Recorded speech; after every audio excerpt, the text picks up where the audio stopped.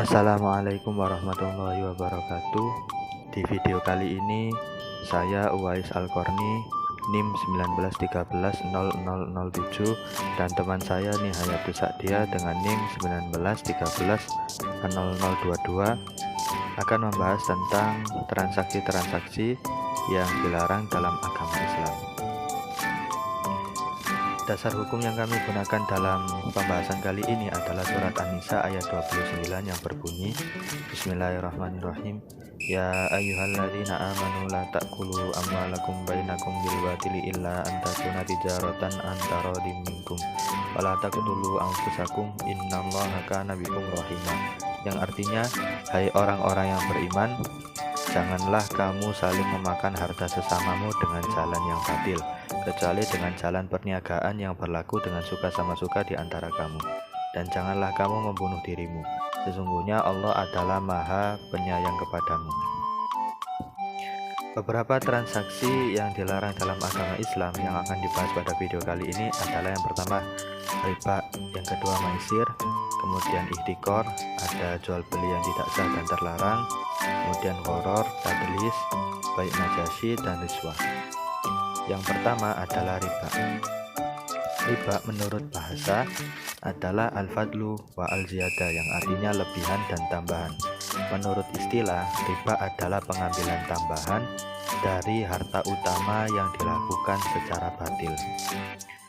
Unsur-unsur riba yang pertama adalah adanya penambahan pengembalian dari jumlah pokok yang dipinjam.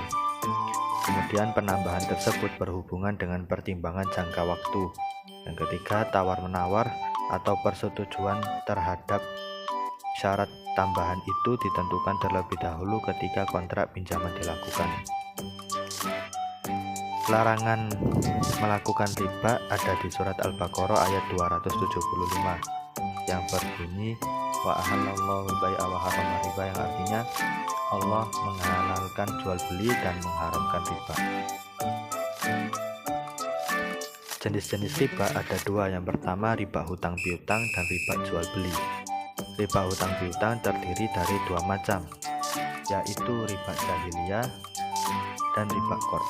Riba jahiliyah adalah riba yang berupa bunga yang dibayarkan apabila hutang tidak dapat dibayar atau dilunasi ketika sudah jatuh tempo pembayaran yang telah ditentukan, sehingga peminjam mensyaratkan agar membayar suatu jumlah tambahan bagi pinjaman pokok yang telah diberi. Yang kedua, riba qard. Riba qard adalah meminjamkan sesuatu dengan syarat ada keuntungan bagi hasil yang meminjami. Jenis yang kedua adalah riba jual beli. Riba jual beli juga terdiri dari dua macam, yaitu riba fadl dan riba nasi'ah. Riba fadl adalah penukaran dua barang yang sejenisnya sama tapi timbangannya berbeda atau takarannya yang disyaratkan oleh orang yang menukarkan. Sedangkan riba nasi'ah adalah tukar-menukar barang yang sejenis atau tidak sejenis yang pembayarannya disyaratkan lebih dengan mengakhirkan oleh yang meminjam.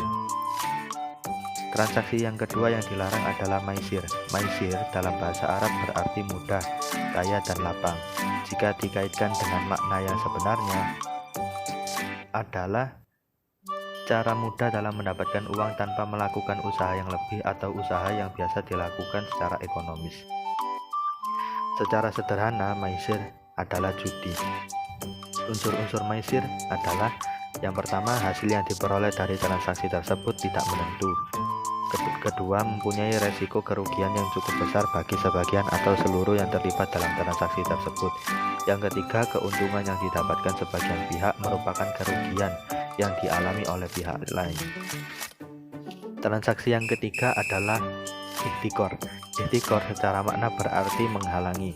Secara istilah, ihtikor adalah jual beli barang untuk ditimbun supaya dapat dijual di kemudian hari dengan harga yang mahal, sedangkan masyarakat pada saat itu sangat membutuhkannya.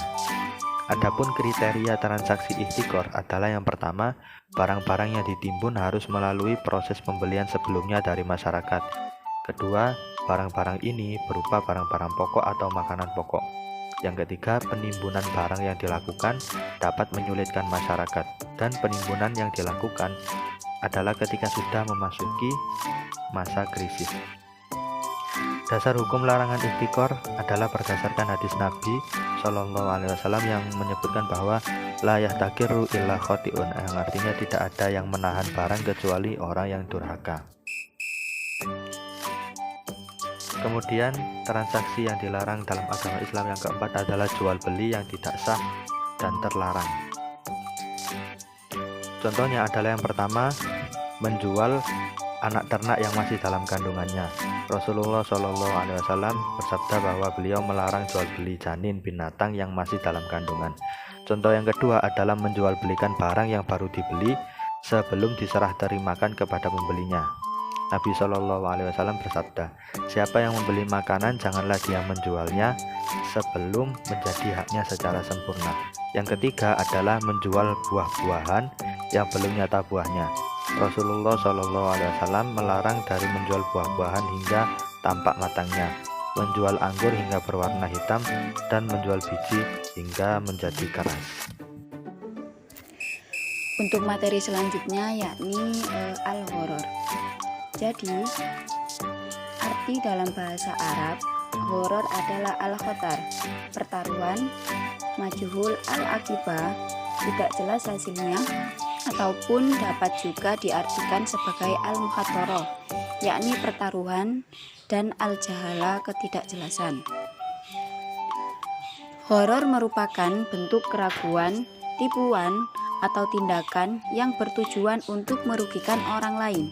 Dilihat dari beberapa arti kata tersebut, yang dimaksud dengan gharar dapat diartikan sebagai semua bentuk jual beli yang di dalamnya mengandung unsur-unsur ketidakjelasan, pertaruhan, ataupun perjudian. Dari semuanya mengakibatkan atas hasil yang tidak pasti terhadap hak dan kewajiban dalam suatu transaksi atau jual beli. Lalu secara istilah fikih, gharar merupakan hal ketidaktahuan terhadap akibat suatu perkara, kejadian, atau peristiwa dalam transaksi perdagangan atau jual beli, atau ketidakjelasan antara baik dengan buruknya. Ibnu Taimiyah menjelaskan bahwa pelanggaran terhadap transaksi gharar didasarkan kepada larangan Allah atas pengambilan harta atau hak milik orang lain dengan cara yang tidak dibenarkan atau batil. Menurut Ibnu Taimiyah, di dalam gharar terdapat unsur memakan harta orang lain dengan cara batil.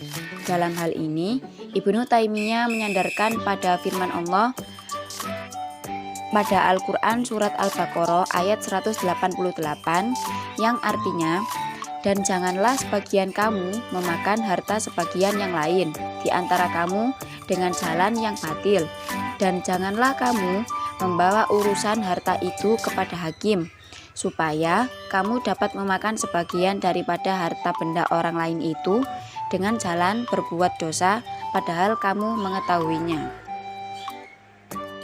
Selanjutnya yakni materi tadlis. Tadlis artinya penipuan.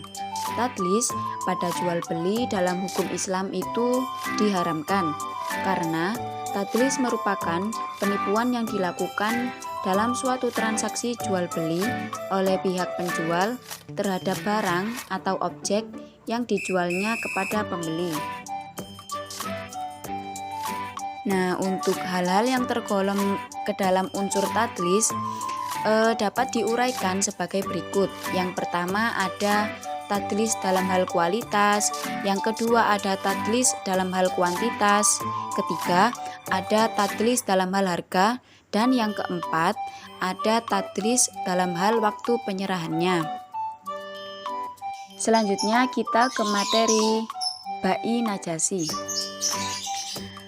Najasi secara bahasa artinya mempengaruhi, sedangkan pengertian terminologi najasi berarti jika seorang meninggikan harga sebuah barang namun tidak bermaksud untuk membelinya, melainkan hanya untuk membuat orang lain tertarik dengan barang tersebut sehingga dia terjebak di dalamnya, atau dia memuji komoditas tersebut dengan kelebihan-kelebihan yang sebenarnya tidak dimiliki komoditas tersebut dengan tujuan untuk hanya promosi belaka. Materi selanjutnya yakni tentang riswah. Riswah merupakan pemberian yang diberikan kepada orang lain dengan maksud meluluskan perbuatan tercela. Tujuan lainnya merupakan menjadikan salah perbuatan yang sebetulnya sesuai syariah. Pemberi disebut rashi, penerimanya adalah murtashi. Nah, sedangkan sebutan untuk penghubung antara rais, suap, uang pelicin, money politik dan lainnya disebut riswah jika untuk menyalahkan yang benar atau membenarkan yang salah. Rasulullah Shallallahu Alaihi Wasallam juga melaknat pemberi dan penerima suap. Hal ini dijelaskan dalam hadis riwayat Ahmad yang mempunyai arti dari Abdullah bin Amr. Dia berkata, Rasulullah melaknat pemberi suap dan penerima suap. Sekian dari kelompok kami, kurang lebihnya kami mohon maaf. Wassalamualaikum warahmatullahi wabarakatuh.